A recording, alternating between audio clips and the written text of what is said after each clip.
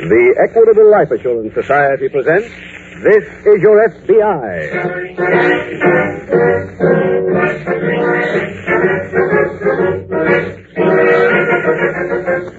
This is Your F.B.I., the official broadcast from the files of the Federal Bureau of Investigation. Presented as a public service by the Equitable Life Assurance Society of the United States and the Equitable Society's representative in your community.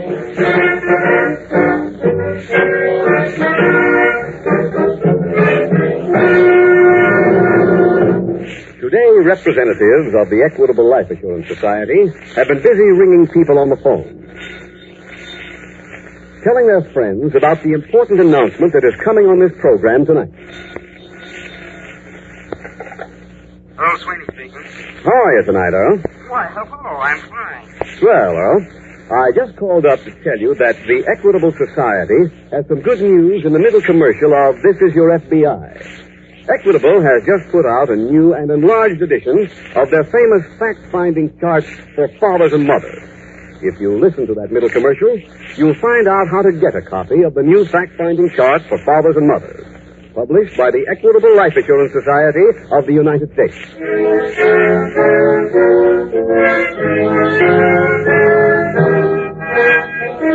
Tonight's FBI file, The Round Trip Murder.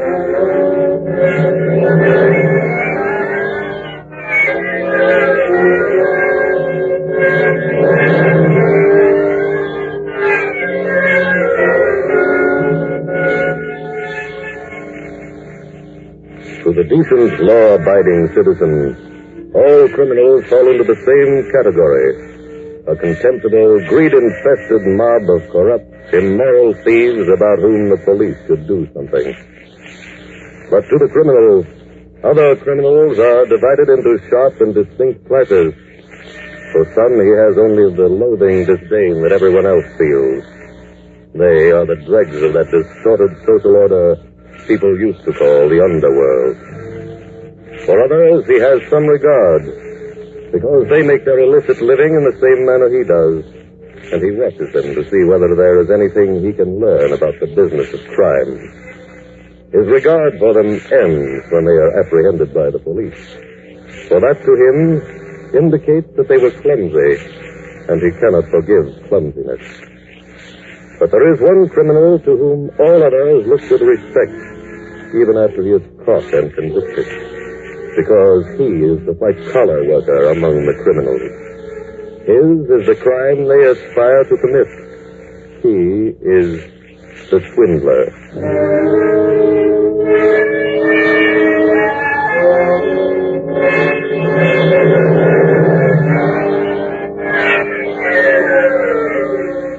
Tonight's file opens in the first-class cabin of an American transatlantic liner. The cabin is occupied by a tall, mustached gentleman who is obviously enjoying the luxury of the trip, and there is a knock at the door. Come in. Good evening, sir. Evening, Spencer. Shall I mix your drink, sir? Yes, please.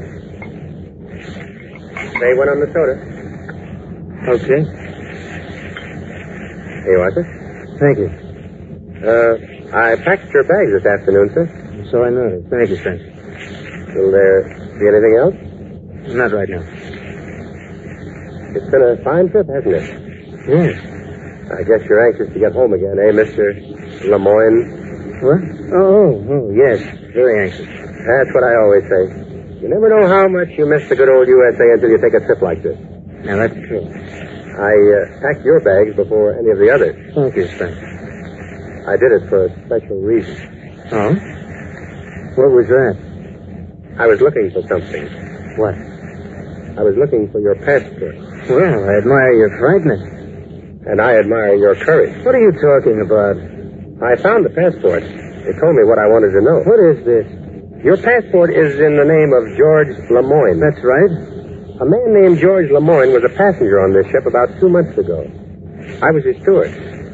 And this is his passport, not yours. Look, I've heard enough of this. I'm only beginning. Get out of here. And go to the captain? He'd be real interested in this, you know. Shall I see him? What do you want? Money. How much? Enough to make me forget. Name a figure. Well, suppose you tell me what your angle is, then I'll know how much to ask. Angle is my business. How about 1,000? Pounds or dollars? Dollars. Not enough. That's as far as I can go. Make it 5. I haven't got 5. Split the difference. 2,500. That's right. Yeah, get me my traveler's checks. Where are they? You know where they are. You can throw my luggage. Oh, yes. They were in this bag.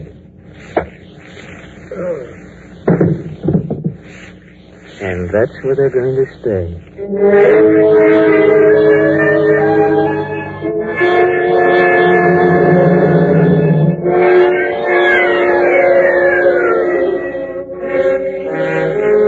The next morning in the local FBI field office, Special Agent Jim Taylor is seated at his desk when Agent Haskell approaches. Oh, hello, Dig. Hello, Jim. When did you get back in town? Last night. Huh? I just handed in my report, and the boss asked me to check with you. What's this one about? Well, we got an inquiry from Scotland Yard in the mail. What kind of a crime? A man was murdered in London. They couldn't find any identification in his room or in his bag. Oh? But they found an American flag tattooed on his left arm and the letters USN tattooed underneath the flag. Sounds like a Navy man. Yes, he was. I had the prints checked in the service files and turned out to be a veteran named George Lemoyne. Have you notified Scotland Yard yet? Yes, boss cabled them as soon as Ident gave us the report.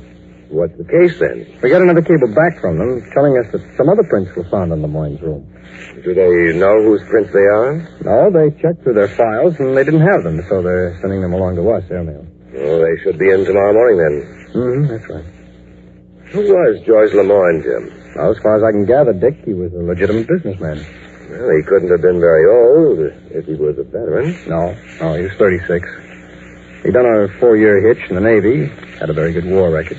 What was he doing in England? Apparently, he went over there on business. What kind of business was he in? Men's clothes. From what I can gather, he went to England to make a deal for some British woolens. I see. He'd been stationed there during the war for a while, and I imagine he'd made himself some friends. Any obvious motive for his murder? None that we can find over here, or that Scotland Yard can find over there. Well, he wouldn't be carrying any large amount of cash on a business trip. No, he'd arranged for credit with a bank over here for his purchases. You think there's anything we can do until we get those other prints in the mail? I don't know, Dick. But let's go out and see if there's anything else we can find out about Lemoyne. Nobody gets murdered without a motive. If we can find that, maybe it can help find the killer.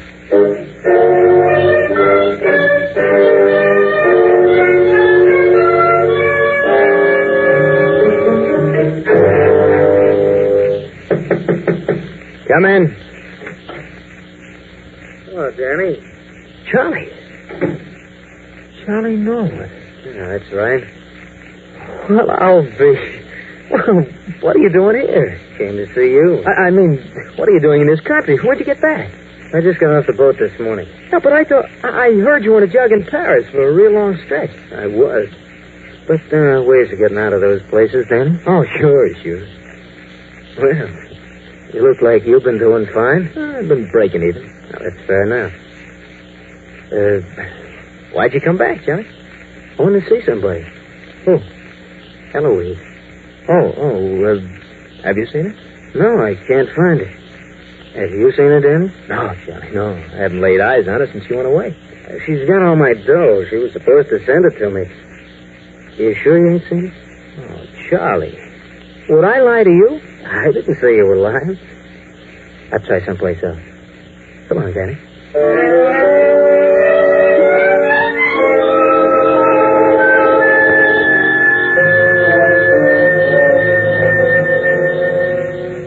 Jim, I went over to that address we had on George Lemoyne. Oh, did you find anything? No.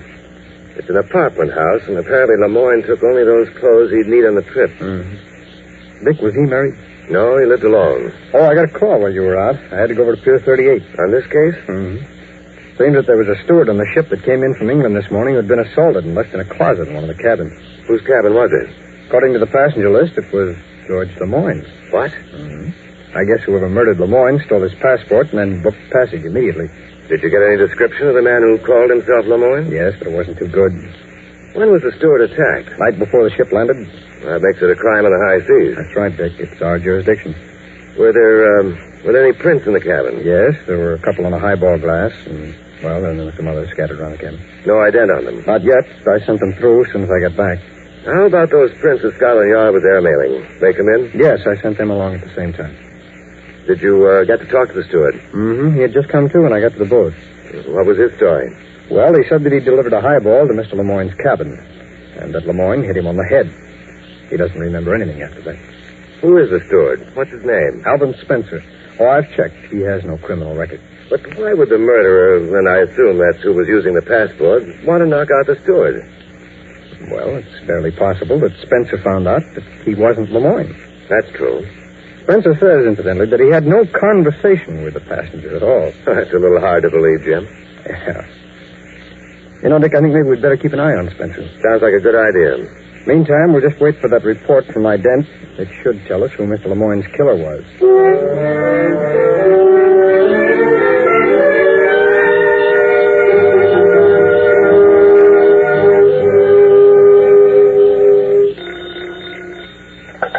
Hello? Eloise, it's Danny. Oh, hello, honey. I got some bad news. Oh, what's the matter? Charlie just left here. Charlie. Charlie Norwood? What other Charlie would be bad news? But he's supposed to be in Paris. Yeah, he's right here. His boat docked this morning. But I thought he was in jail over there. He must have busted out. Oh. You think he knows anything? Not sure. He didn't say anything. He just asked me where you were. What did you tell him? Told him I didn't know. Look, are you all packed? No, I sent for my bags about 10 minutes ago, but I didn't think we were going to go away until tonight. That was when we were going for a weekend. This time we better go for good. Where'll we go? I don't know, but any place will do. Any place but here. Whatever you say. Okay. Get your stuff packed. I'll pick you up in about an hour. I'll come up when I... hold it a second, honey. Just a minute. The boy's at the door in the other room with my bags. I'll see you in an hour. Okay. Bye, baby. Goodbye. Come in, it's open. Is that the boy with the bags? Oh, well, thanks. Just put them down. Right. And is it still raining out? Yes. Think I'll be able to get a cab? Yes. I'll need one in about an hour. Where you going? Charlie.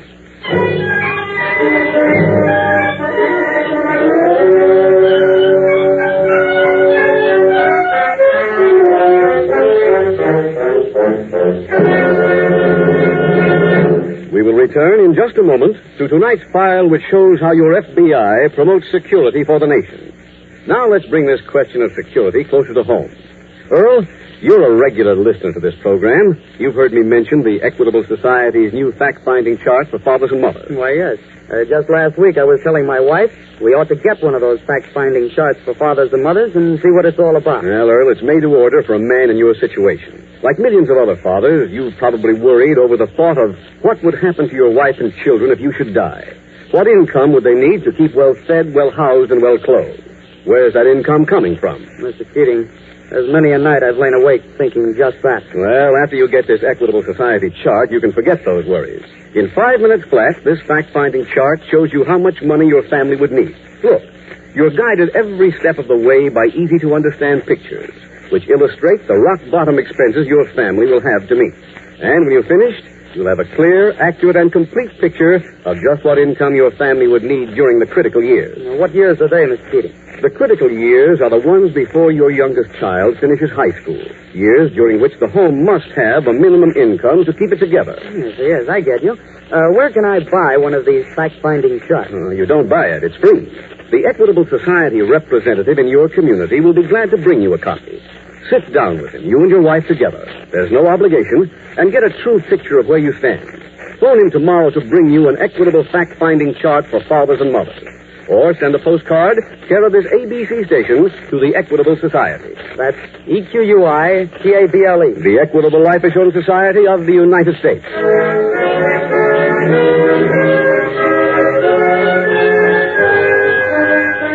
And now back to the FBI file, the round-trip murder.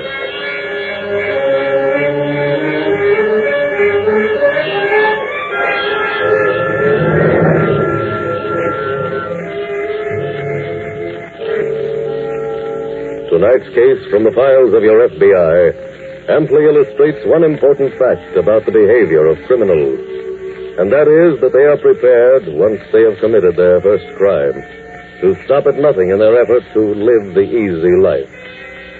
The accompanying fact that they must be stopped before it is too late is obvious to anyone who has made a study of the figures on our current crime wave. A large western city, in a period of 1 week this month, January 1948, saw 976 crimes committed. Crimes which ranged from auto theft to kidnapping and murder. It is not impossible to stop the crime wave. One Midwestern city, for instance, imprisoned more people in the past year than it had in any of the past 20 years.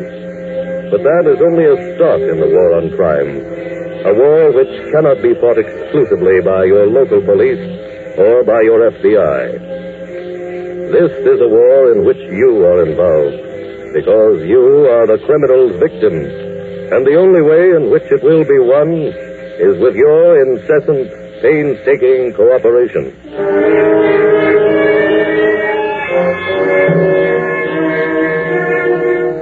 Tonight's file continues in the F.B.I. field office.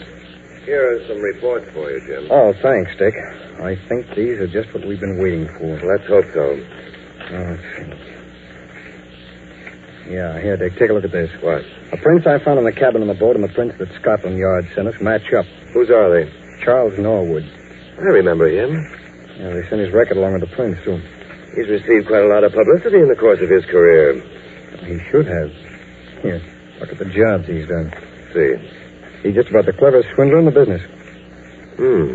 40,000, 60,000. He certainly doesn't swindle anyone for peanuts. No. But somehow I thought he was still in jail. Yeah, so did I. But according to this record, he was released several months ago. And he immediately went to Europe. Oh? And there's a notice here from the French police that he was picked up on a swindling charge in Paris, sentenced to a long prison term there. He must have gotten out of that somehow. Mm-hmm. Then he went to London and killed Lemoyne. That seems to be it. Dick, we've got a picture of Norwood in our files. It's on a wanted notice that we sent out on him. I remember it. Why don't you get it and go down and see the steward? Find out if he recognizes Norwood as the man who slugged him. Okay. Meanwhile, I'm going to send out some feelers and see if I can locate anybody else who's seen Norwood. I'll meet you back here at the office in an hour.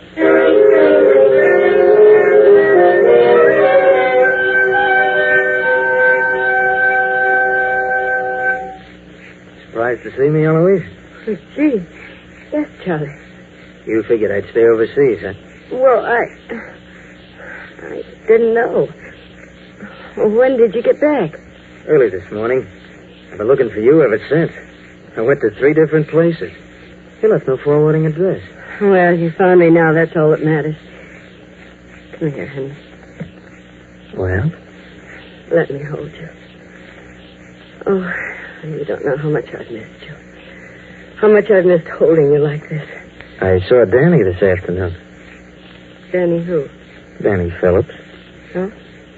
Where'd you run into him? At the place where he's always lived. I went there to get your address. Oh?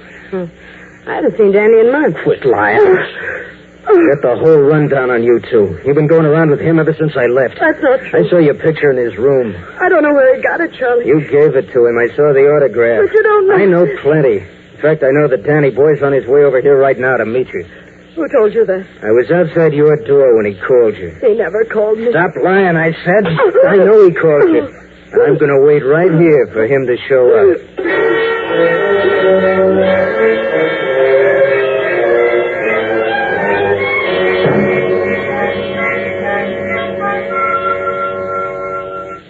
What's the matter, Dick? You look kind of down. I am, Jim. I can't make any theory stand up in this case. Why? What's wrong now? I just came back from seeing the steward, and he positively identified the picture of Norwood as being the man who slugged him. Well, at least we know that much for certain now. Yes, but I also checked on the steward, and he's in the clear. If he's hiding anything, he's hiding it very well. Oh, I think our job in this case is clear enough, though, Dick. All we've got to do is find a girl named Eloise. How does she fit in? Well, I've been doing some work myself while you were checking on the steward. Who is Eloise? Norwood's old girlfriend. Her name at one time was Eloise Williams. What do you mean, at one time? Well, I found the cab driver Norwood used when he left the pier after the boat landed. Where did he take him? 2 or 3 different rooming houses. Norwood isn't the kind to stop at a rooming house, is he, Jim? No, he was looking for this Eloise. She used a different last name at each place. But he had a picture of her, and the landlady at each of the 3 places said that she had lived there, but had moved. What happened to the 3rd place? Why did he stop there? He came to a dead end. The 3rd landlady had no forwarding address. She's probably using still another last name now. Yeah, I would assume so. You know, I'm afraid it's going to be difficult to find her. Have you sent out any alarms? Yes, I asked the local police to check rooming houses and hotels. But I'm afraid we won't have time enough for them to check all of them. Why? Dick Norwood committed that murder because he wanted to get back here for something. And I don't think he's going to wait too long to get what he came for. Where did the cab driver take him after the 3rd rooming house, Jim? Let's see, where is it? Oh, here it is. To 73rd Street and 2nd Avenue. He says he drove away without saying which building he entered. Oh, there are a lot of apartment houses around there. I know, but I found one on 73rd Street that might do us some good. Which one is that? Well, according to his record, the last time Norwood was arrested, the arrest was made at the apartment of a friend of his named Danny Phillips. I called the superintendent of the building, but he was out. He'll be back in about 15 minutes. Well, why don't we run up there and talk to him? Fine. But first, let's pick up a search warrant for Phillips' apartment.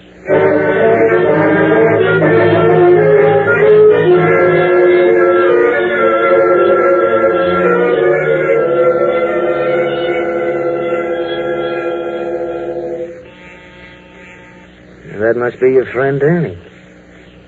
Well, go let him in. Charlie, you're not going Let him in, I said. Very well. Hello, honey. Come in, Danny. I got here as soon as Hi, Danny. Charlie, we've been waiting for you. You found her, huh? Stop the routines. I know the score. Look, Charlie, I can explain. You don't have to. You're welcome to her. I don't want any part of her. You mean you're not sure? I just came here for one thing. Eloise, I gave you 45 G's when I left. Where is it? Haven't got it. Now, don't give me that. I spent it, Charlie. I didn't think you'd come back, so I spent it. You didn't spend 45 G's. Not living in cheap rooming houses. Yes, I did, Charlie, honest. Danny, if I were you, I'd advise her to tell the truth. It'd come out a lot better for both of you. But, Charlie, I got a gun here, kid. Wouldn't bother me a bit to use it. Eloise, you better level with him. How much you got left? About 25,000. Where is it? In the hotel safe downstairs. Call and have him send it up. All of it? Do like he says, honey. Danny, we won't have any money to get married on. Just get that dough up here.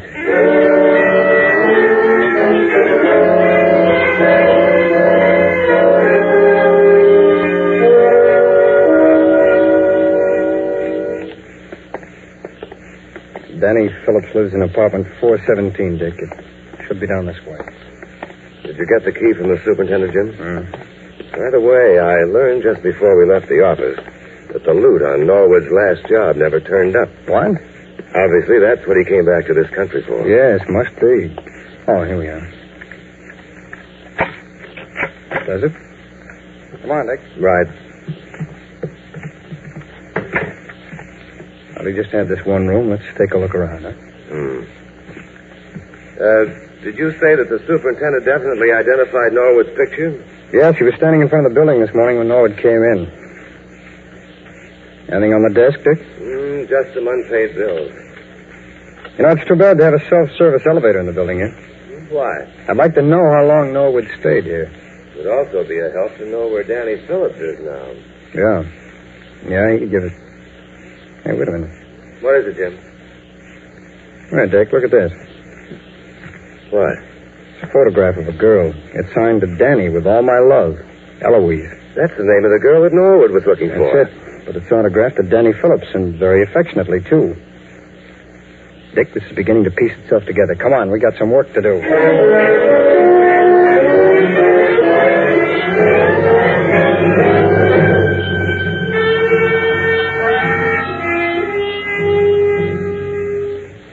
How long does it take in this hotel for somebody to come up here with a package? How do I know? You heard her make the call, Charlie. What more do you want? I want that dough. They said they were going to send it up. Oh, that must be someone with the money. Wait a minute. Well? I'm putting this gun away. Remember, it's right here in my pocket. Now open the door. Miss West? Yes? They asked Mr. Desk to bring this package up here. Oh, come in. Thank you. Let me have that package. I was told to deliver it to Miss West. I have something else for you, Norwood. He's got a gun. Who is this guy? I never saw him before in my life. She's telling the truth, Norwood. I'm a special agent of the FBI. Huh? I came here to bring you all back to our office. Now, come on. I think we have a good many things to talk over.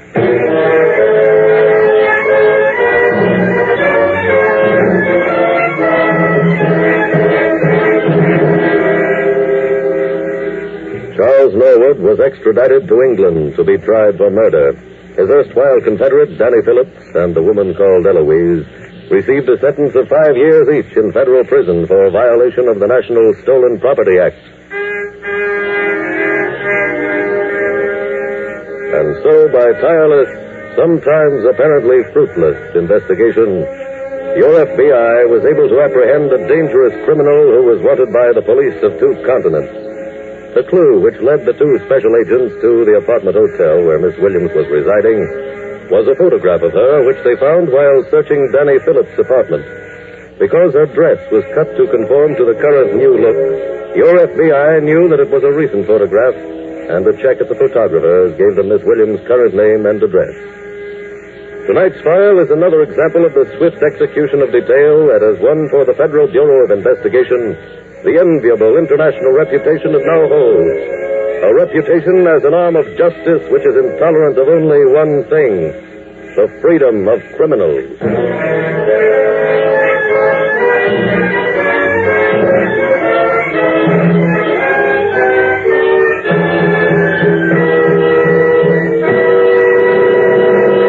In just a moment, we will tell you about next week's exciting case from the official files of your FBI. Now, Earl, I understand you have one more question about the Equitable Society's fact-finding chart for fathers and mothers. Why, yes, Mr. Kading, it's this. If I ask my Equitable Society representative for a copy of this chart, does that obligate me in any way? Absolutely not, Earl. This chart was originally planned as a special service for members of the Equitable Life Assurance Society. Then it was extended to the audience of this program. It's free, regardless of whether you belong to the Equitable Society or not. Your Equitable Society representative will be glad to supply you with a chart. What you do after that is strictly your own business. So make a note to phone your Equitable Society representative soon. Or send a postcard, care of this ABC station, to the Equitable Life Assurance Society of the United States.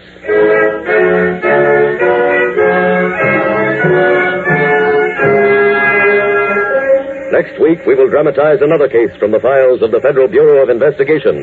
A factual account of a criminal who sought escape by means of altering his appearance. Its subject, flight to avoid prosecution. Its title, The Plastic Profile. The incidents used in tonight's Equitable Life Assurance Society's broadcast are adapted from the files of the Federal Bureau of Investigation. However, all names used are fictitious, and any similarity thereof to the names of persons living or dead is accidental. Tonight, the music was composed and conducted by Frederick Steiner. The author was Jerry Lewis. Your narrator was William Woodson, and Special Agent Taylor was played by Stacy Harris. This Is Your FBI is a Jerry Devine production. This is Larry Keating speaking for the Equitable Life Assurance Society of the United States and the Equitable Society's representative in your community, and inviting you to tune in again next week at this same time when the Equitable Life Assurance Society will bring you another thrilling story from the files of the Federal Bureau of Investigation. The Plastic Profile on This Is Your FBI. This is ABC, the American Broadcasting Company.